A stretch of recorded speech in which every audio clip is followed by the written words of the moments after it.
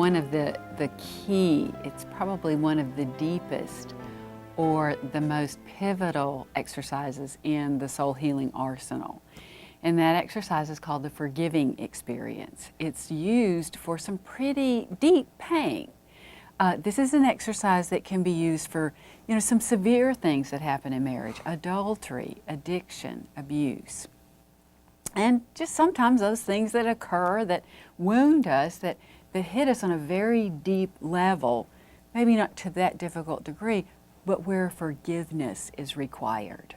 And one of the key things is, and this would happen repeatedly, is a husband and wife would come in and he would say, I've asked her to forgive me, I begged her to forgive me, and she says she does, and then she keeps bringing it up again.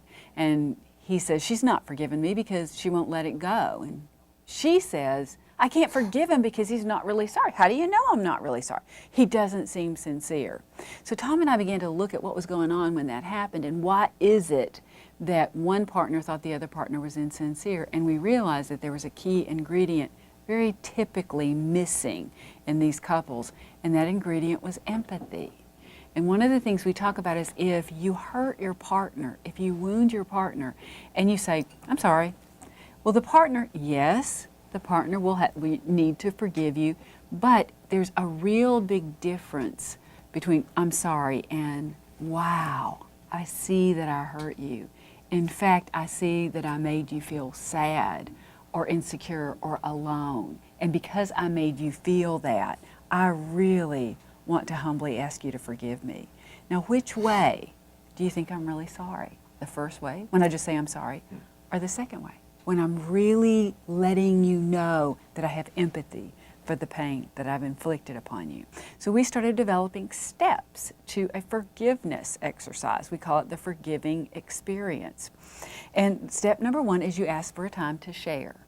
And what we say is, it's gonna take a little while to do this exercise. So unless you really sincerely feel like you're ready to do it, don't grant the request until you're ready. Your soul has to be ready for the sacred act of forgiving. And so step number one is you ask for a time to share, and then the receiver, who happens to be the perpetrator, oftentimes says, okay, I'll agree with a time, and then you set a date. Now, when that time comes, the person who has been offended, make a list and put everything you can possibly think into it, and list all of the offenses, and not only all of the offenses, but list how you felt about those offenses. And when you read that list to your partner, you're going to give it all the emotion it deserves. And the whole purpose of the forgiving experience is to turn that corner, is to say, okay, the sins, the offenses, the pain is behind us, and we make a conscious decision to put it behind us and move forward in the relationship.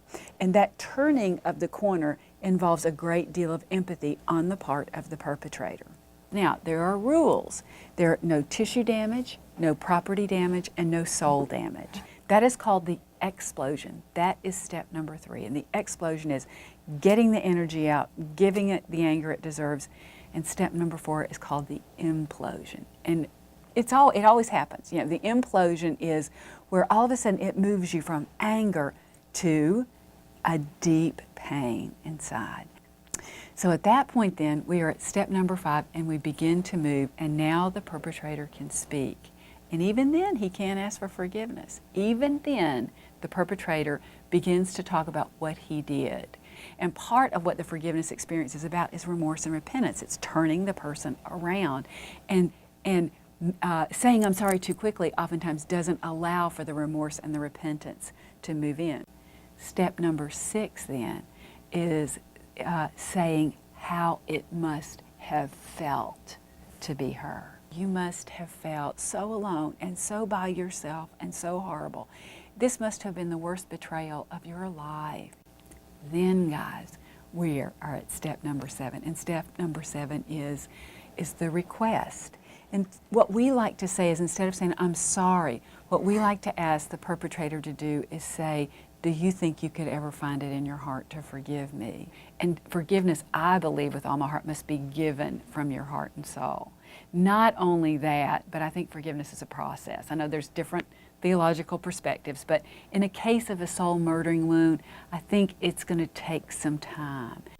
Now then we're ready for step number 8. And step number 8 is a statement that the perpetrator makes to the victim, saying what he will do to build trust. And that's the last piece, or the trust building piece.